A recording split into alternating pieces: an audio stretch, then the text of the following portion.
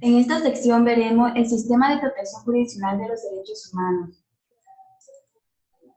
El reconocimiento legal de los derechos humanos ha tenido una larga historia. Algunos derechos han sido incluidos en las leyes mucho antes que otros, que solo han sido aceptados después de largas luchas sociales. Por eso podemos clasificar los derechos en grupos a lo que se les suele denominar las tres generaciones de los derechos humanos.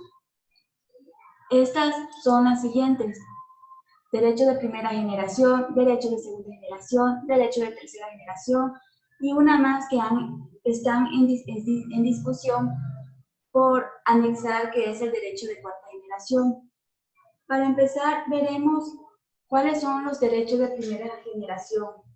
Estos incluyen los derechos civiles y políticos, y estos derechos fueron los primeros en ser reconocidos legalmente a finales del siglo XVIII, en la independencia de Estados Unidos y en la Revolución Francesa. Se trata de derechos que tratan de garantizar la libertad de las personas.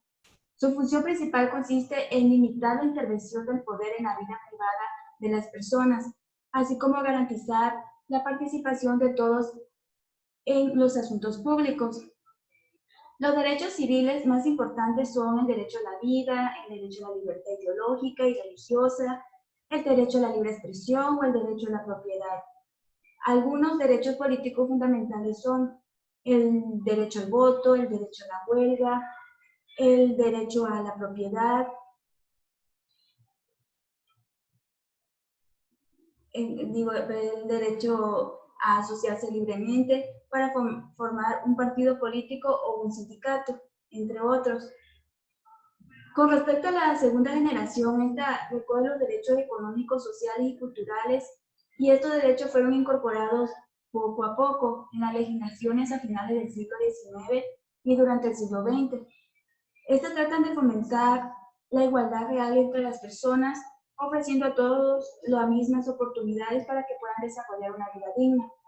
Su función consiste en promover la acción del Estado para garantizar el acceso de todos a unas condiciones de vida adecuadas.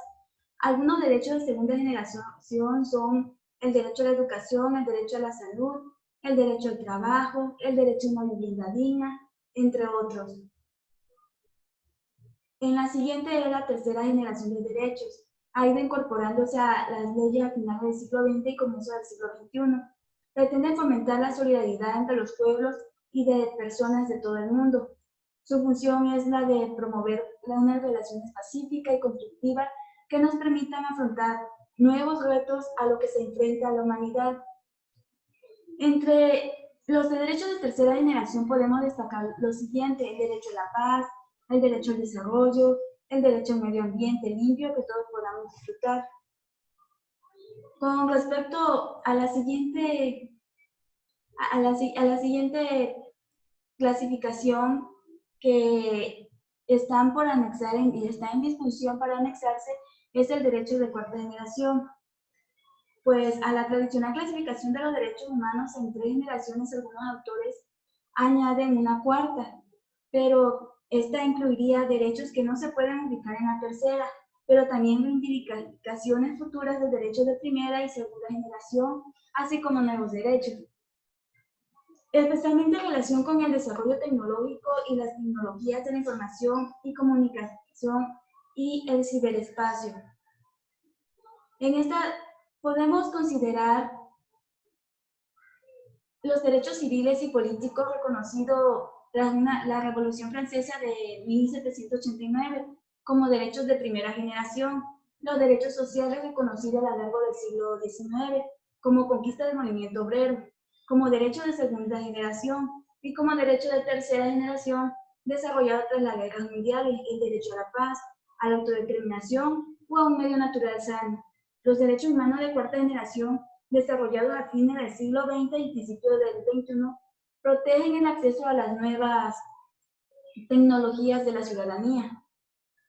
Entre estos derechos de cuarta generación se puede citar lo siguiente, el cual es el derecho al acceso a la informática, el derecho de acceso a la sociedad de la información en condiciones de igualdad y no discriminación, al uso del espectro radioeléctrico y de infraestructura para los servicios en línea, sean satelitales o por vía de cable, el derecho a formar en las nuevas tecnologías, el derecho a autodeterminación informativa, el derecho al habeas data y a la seguridad digital. Existe un jurista que es brasileño, el cual se llama Paulo Bonavides.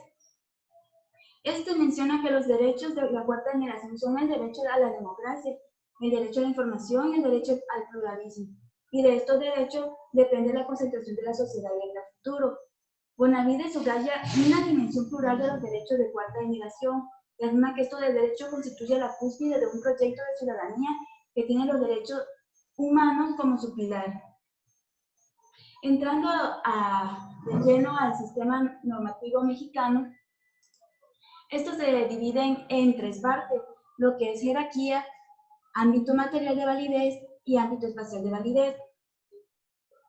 Cada una de las normas jurídicas, cimiento de todo orden legal, tiene características que la hacen ser muy diferentes, con la finalidad de sistematizarla y hacerla más evidente a sus alcances, y estas se clasifican en esas tres partes: jerarquía, ámbito material y espacial de validez.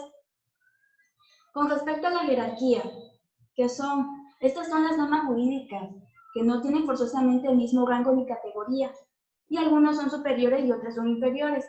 Esto quiere decir que existe entre ellas un orden jerárquico, y esto permite determinar cuál es la norma que resulta aplicable en caso de contradicción. Además, existe la necesidad de que unas se apoyen en otras, y toda norma jurídica se considera válida y obligatoria porque se encuentra apoyada en otra superior, y esta otra a su vez porque se encuentra sustentada en otra norma de más elevada categoría, hasta llegar a lo que es la Constitución Federal. Bueno, así en México, el nivel máximo superior es ocupado por la Constitución Política de los Estados Unidos Mexicanos. Los tratados internacionales se encuentran en segundo plano, y debajo de ella, en tercer lugar, se encuentra el derecho federal y el local con igual jerarquía. Así como se muestra en la pantalla. Ahora pasaremos a lo que es el ámbito material de validez, o también es muy conocido como las ramas del derecho. Esta identifica la materia que pretende regular, es decir, las normas jurídicas no se aplican indistintamente. Bueno, cada una rige en determinada área del derecho y tiene características muy particulares. Tradicionalmente se conoce como ramas del derecho público, las materias constitucional, internacional pública, administrativa, procesal, electoral y penal, como lo podemos ver en la dicha pantalla. En el derecho privado tenemos la materia civil, mercantil e internacional privada, la que a su vez pueden admitir múltiples divisiones, y existen otras ramas del derecho, como la agraria, la económica, la seguridad social, del trabajo y de asistencia social, que por sus vínculos proteccionistas aspiran a la supremacía del interés común sobre los individuales y conforman el derecho social. Bueno, debido a las transformaciones sociales y culturales que han surgido nuevas disciplinas, y estas suelen ser como el derecho informático. El otro punto de lo que estamos viendo, que es el sistema normativo mexicano, es el ámbito espacial de validez. Como lo podemos observar, se dividen en federales, locales y municipales. El ámbito espacial de validez de las normas se determina por el territorio donde estas son aplicables. La República Mexicana pues está compuesta de estados libres y soberanos en cuanto a su régimen interior, pero unidos en una federación. Además, forma parte de ella el Distrito Federal, que es la sede de los poderes de la Unión y capital de los Estados Unidos Mexicanos. Pero por su parte, los estados tienen como base de su división territorial, organización política, administrativa, al municipio libre, y de esta manera el orden federal comprende las leyes que son obligatorias en toda la República. El orden local abarca las leyes que solo obligan dentro de entidad federativa, de estados o distrito federal en que se expidieron. Finalmente, las disposiciones de carácter municipal solo son aplicables pues, en el municipio donde fueron creadas. Estos son Este es el sistema normativo mexicano del cual nosotros se nos es aplicado. Y recuerden que se divide en jerarquía en ámbito material de validez o de ramas de derecho, o las ramas, y el ámbito espacial de validez. De ahí pasamos a lo que son los derechos humanos en el sistema penitenciario. Bueno, los órganos administrativos de la CEGOT independiente de la SNS tienen por objeto preservar la libertad, el orden y la paz pública, y así como salvaguardar la integridad y derechos de las personas a través de la prevención de comisión de delitos. El órgano administrativo de control y prevención de rehabilitación social es una institución encargada de organizar y administrar los centros federales de rehabilitación social para la reclusión de personas procesadas y la ejecución de sentencia y la aplicación de tratamiento de rehabilitación social. Sin embargo, en el artículo 18 de la Constitución Política del Estado Unido Mexicano regula dicho sistema, el sistema penitenciario, pues este establece de una manera preponderante que su organización debería efectuarse sobre la base del respeto a los derechos humanos y como fin de la pena de prisión, y pues también establece la reinserción social de las personas privadas de su libertad. Pues esto es claro que estos son los ejes bajo los cuales los centros de reclusión del país deben funcionar. En este sentido, para una adecuada organización del sistema penitenciario, es igualmente importante atender lo previsto en lo que respecta al artículo 1 de la Carta Magna, respecto a que todas las personas gozan de los derechos humanos reconocidos en ellas y en los tratados internacionales de lo que el Estado mexicano sea parte.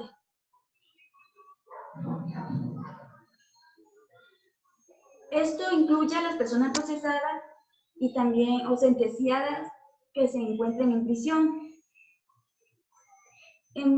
Respecto a la Comisión Nacional de los Derechos Humanos, esta tiene dentro de sus atribuciones señaladas en el artículo 6, fracción 7 y 9 y 12 de la ley que le rige, supervisar el respeto a los derechos fundamentales dentro del sistema penitenciario en la República Mexicana.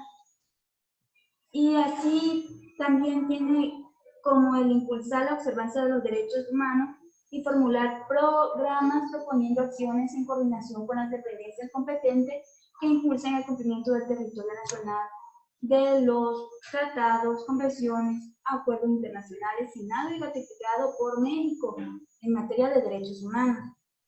Esto va pues en concordancia con el artículo 15, fracción 8 del mismo ordenamiento, que señala la facultad del titular de la comisión para formular las propuestas generales conducentes a una mejor protección de los derechos humanos en el país. De ahí pasaremos a lo que son derechos y garantías. Bueno, para empezar, las fuentes formales de derechos son el origen del derecho, es decir, de donde nace. Y tradicionalmente las fuentes del derecho se clasifican a como lo presentamos en grados históricas y formales. Y dentro de las fuentes formales, que son los procesos de creación de normas jurídicas, el derecho mexicano contempla la legislación, la jurisprudencia y la costumbre. Bueno, también encontramos como fuente a las normas individuales y a los principios generales del derecho. Pero empezaremos con la legislación. Bueno, la legislación, la ley constituye en México, la más importante fuente formal del derecho. En el ámbito federal, el proceso legislativo está previsto en los artículos 71 y 72 constitucionales y cuenta de 6 etapas, que son iniciativa, discusión, aprobación, sanción, publicación e inicio de vigencia. Y es importante señalar que existen procesos similares en cada una de las entidades federativas.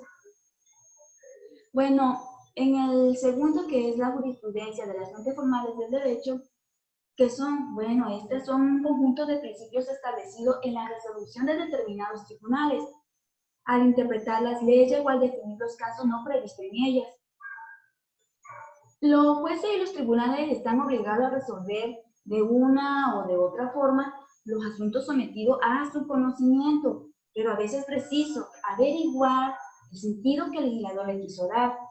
Y de esta manera el ámbito federal, el Poder Judicial de la Federación, crea jurisprudencia a través del Pleno de la Suprema Corte de Justicia de la Nación, de sus salas, de los tribunales colegiados de circuito y de la Sala Superior del Tribunal Electoral, al igual que de las salas regionales de este.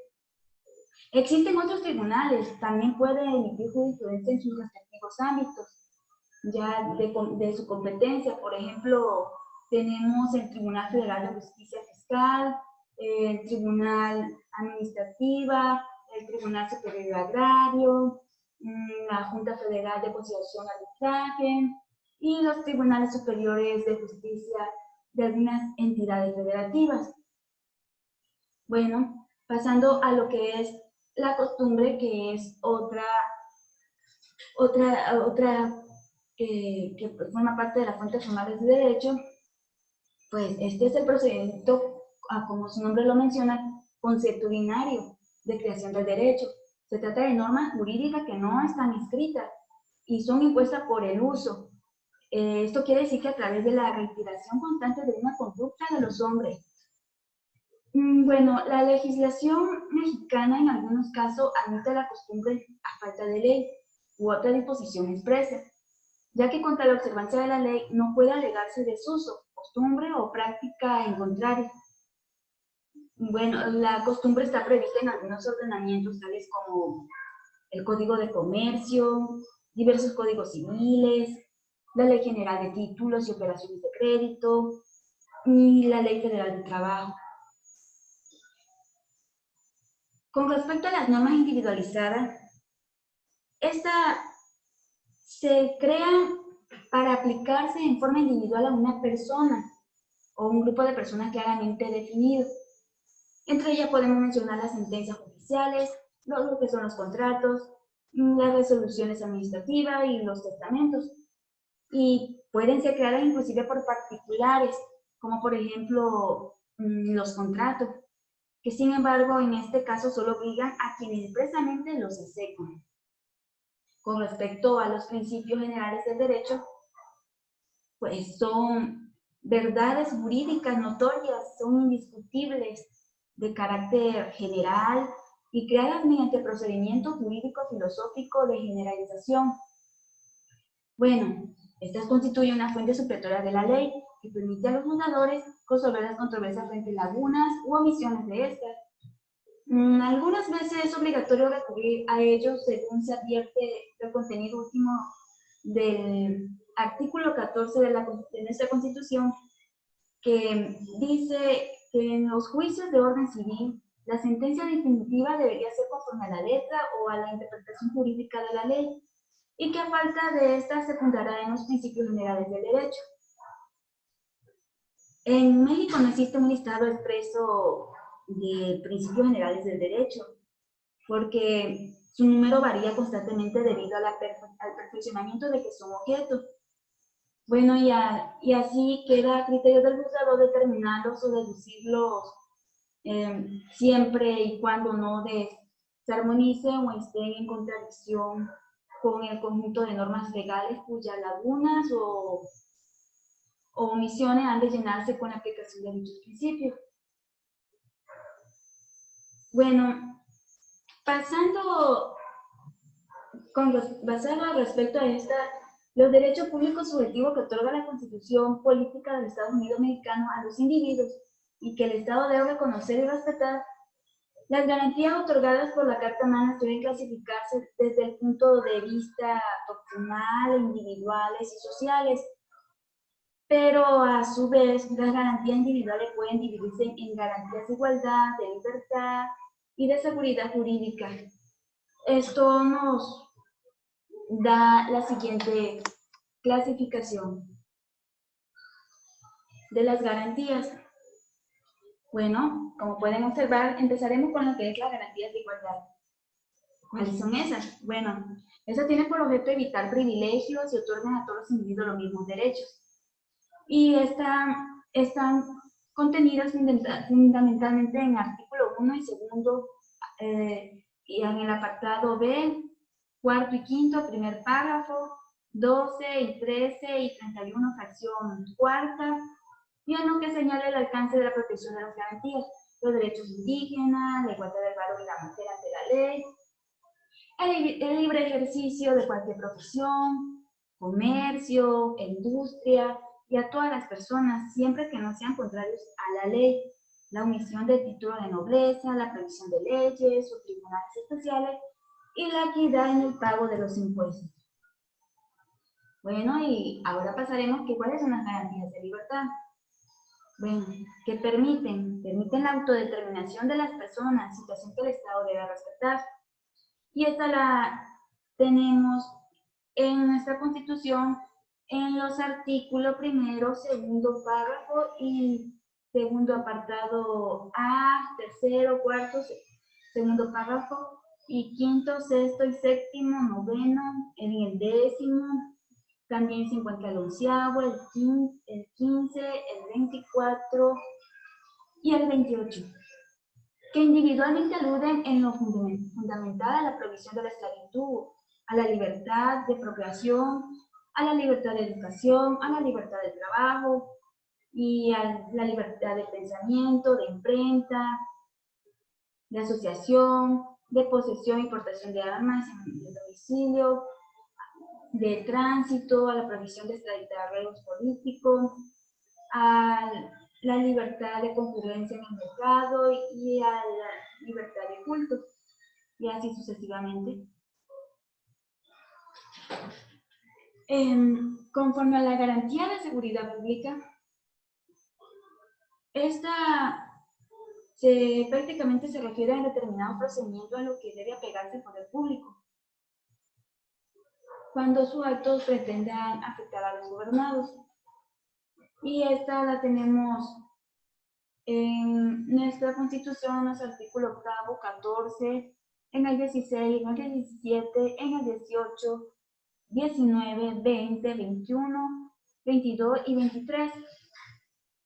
Estas se refieren al derecho de petición, a la irretroactividad de la ley, a la privación del derecho, solo mediante juicio y la prohibición de aplicar la analogía en juicios penales, el principio de legalidad, la inviolabilidad del domicilio, la expedita y eficaz administración de justicia, así como los requisitos para la prisión preventiva, los requisitos para la detención ante una autoridad judicial, las garantías de un culpado, de la víctima o ya sea del ofendido en un proceso penal, la imposición de pena solo por vía de poder judicial, persecución de delitos por el Ministerio Público, igual que la prohibición de tratamientos inhumanos y la de que alguien sea juzgado 2 veces por el mismo delito. Con respecto a las garantías sociales, bueno, estas establecen derechos y prerrogativas de los grupos humanos o de la nación en su conjunto, conforme a criterios de justicia, bienestar colectivo, y esta la podemos encontrar fundamentalmente en el artículo 3 y 4, párrafo 3 y 5, en el 21, párrafo 5 y 6, así como en el 27 y el 123 de la Constitución, que, bueno, esta tratan sobre el derecho a la educación, salud, vivienda, disfrute de la seguridad pública, así como el régimen de la propiedad de tierras y aguas, derechos agrarios, ejidales, comunales y principios de régimen laboral. Las garantías en materia económica. Bueno, estas vienen siendo de contenido social porque imponen al Estado deberes en beneficio de toda la población. Y donde están incluidas pues en los artículos 25, 26 y 28 de la Constitución Política, los cuales mencionan: cada uno por su parte corresponde al Estado la rectoría económica, que es obligación también del Estado, la creación de un sistema de planeación de desarrollo nacional, prohibición de monopolios, explotación privilegiada de un artículo o servicio, el establecimiento de facultades económicas exclusivas del Estado, la provisión de liberar del pago de impuestos y del acaparamiento de productos. Es importante señalar que en el artículo 29 de la Constitución Federal con la participación de lo que respecta a los poderes ejecutivo y legislativo en caso de invasión o perturbación grave de paz pública o cualquier otro factor que ponga a la sociedad en grave peligro, es posible que se suspenda temporalmente la garantía en todo el país o en lugares determinados para hacer frente a dichas situaciones. Bueno, la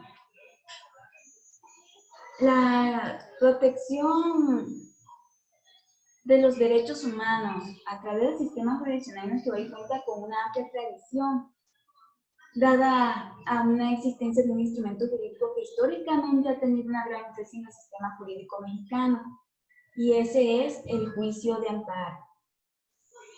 Este medio de control constitucional tiene algunas deficiencias en cuanto a su ámbito de protección. Asimismo, sería importante señalar que existen otros medios de control constitucional que de alguna manera pueden ser útiles a la tutela de jurisdicción de los derechos humanos en el sistema jurídico mexicano. En los siguientes cuadros tenemos una clasificación de los derechos únicos contenidas. Y aquí tenemos tenemos los 5 mecanismos jurisdiccionales de control constitucional, los cuales se dividen en 5 mecanismos internacionales, en el cual encontramos en el sistema universal, sistema jurisdiccional, y en órgano de protección, Corte Internacional de Justicia, con sede en La Haya. En el otro sistema universal, que en el sistema no jurisdiccional, Consejo de Derechos Humanos de la ONU, con sede en Ginebra, Suiza, y diversos comités. En el siguiente sistema regional interamericano, que es un sistema jurisdiccional, y el órgano de protección es la Corte Interamericana de Derechos Humanos, con sede en José de Costa Rica. Asimismo, tenemos el sistema regional interamericano, que es el sistema no jurisdiccional de la Comisión Interamericana de Derechos Humanos, con sede en Washington. También tenemos mecanismos internos contiene 2, que son el sistema jurisdiccional de juicio de amparo y juicio para la protección de los derechos políticos electorales del ciudadano. Y así, en el siguiente sistema no jurisdiccional, que es otro mecanismos internos, que es la Comisión Nacional de los Derechos Humanos y 32 comisiones estatales de derechos humanos. Bueno,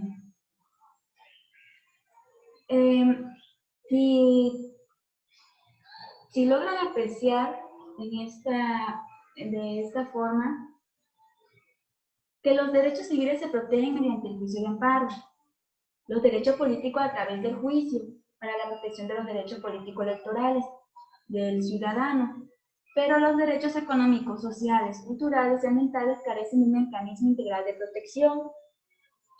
Bueno, esto quiere decir que los tutela respecto de cualquier acto de autoridad y que a dicha jurisdicción pudiera acudir cualquier interesado. Bueno, esto es cosa que no sucede. Únicamente a través de la acción de inconstitucionalidad, los sujetos legitimados para interponer este juicio puede tutelar en caso de la violación de cualquiera de los derechos humanos contenidos en la Constitución mexicana, pero exclusivamente por lo que se refiere a los actos de carácter legislativo.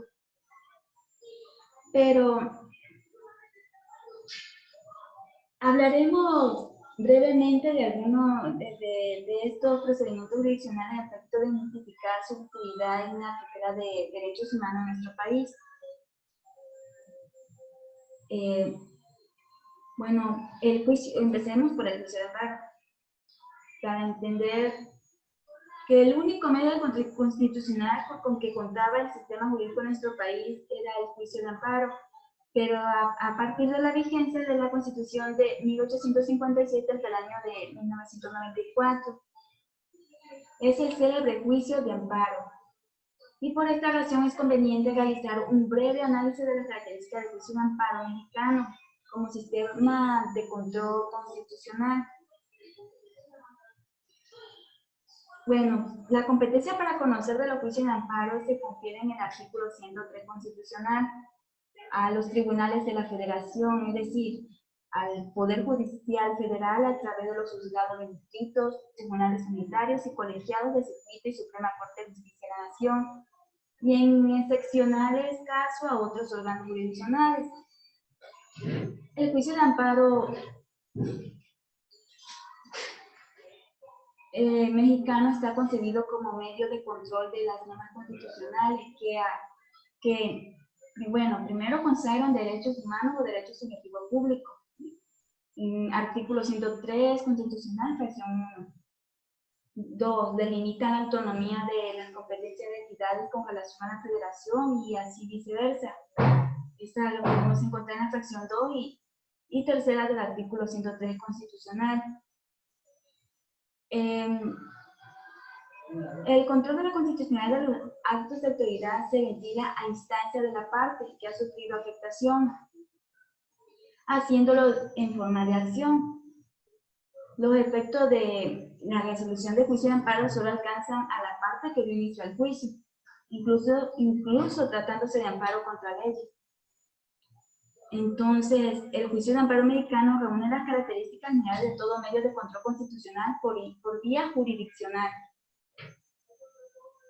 En México, el juicio de amparo fue considerado por mucho tiempo como el único mecanismo de defensa de la persona frente a los actos de gobierno. Su eficacia es limitada, pero además el amparo solo actúa como medio de protección de algunas disposiciones constitucionales y pues queda fuera de su tutela todas aquellas disposiciones constitucionales que no consagran derechos subjetivos públicos. Algunos autores señalan que la protección es mucho más amplia y se extiende a cuestiones que en algunos casos no son derechos públicos subjetivos, pues en la mayoría de los casos por violación a la seguridad jurídica y en los casos de amparo contra leyes. Bueno, en la reforma constitucional del año 2011, el amparo también es un medio de tutela de las normas contenidas en tratados que consagran derechos humanos.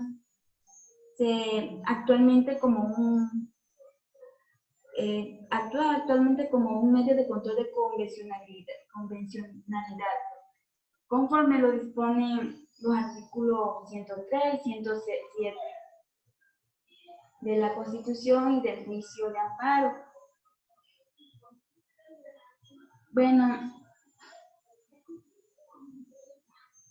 con respecto al juicio de amparo, tiene como fin resolver toda controversia que subsiste por acto de autoridad, ya sea ejecutiva, legislativa o judicial, federales o locales, o con excepción de los actos de la Suprema Corte de Justicia de la Nación que violen derechos humanos, ya sea individuales o colectivos, y contenidos en la Constitución y en los tratados firmados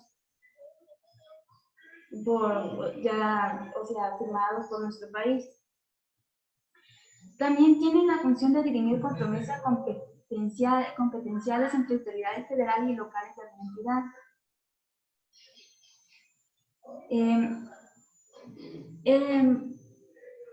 Hasta antes de la reforma constitucional del 2011, las normas constitucionales que consagraban los derechos colectivos, ya como son los económicos, los sociales, los culturales y lo de solidaridad internacional, no eran objeto de tutela a través del juicio de amparo.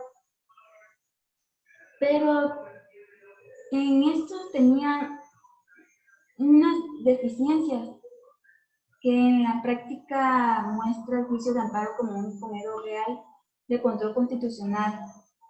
¿Y cuáles son? Bueno, pues esta es la relatividad de los efectos de su sentencia, la exclusión de protección sobre algunos derechos individuales, como los derechos políticos. De igual forma, la no aplicación en la práctica judicial del amparo como medio de defensa contra actos de autoridad que violan competencia entre federación y entidades federativas. Indebidamente identificado como amparos soberanía, debido a un criterio jurisprudencial del máximo tribunal mexicano, que remitía al ejercicio de este tipo de acciones de amparo previstos en las fracciones 1 y 3 del artículo 103 constitucional. Bueno, la figura del amparo como medio jurídico de defensa contra la violación de derechos humanos, podemos concluir que el amparo como medio de control constitucional, muchas de las disposiciones constitucionales quedan a merced de los actos de autoridad violatorios y que pueden permanecer así impunes. Bueno, esta ha sido la sesión del día de la clase de esta sesión, y para la siguiente vamos a comenzar con el ejercicio del Tribunal de Poder Judicial de la Federación.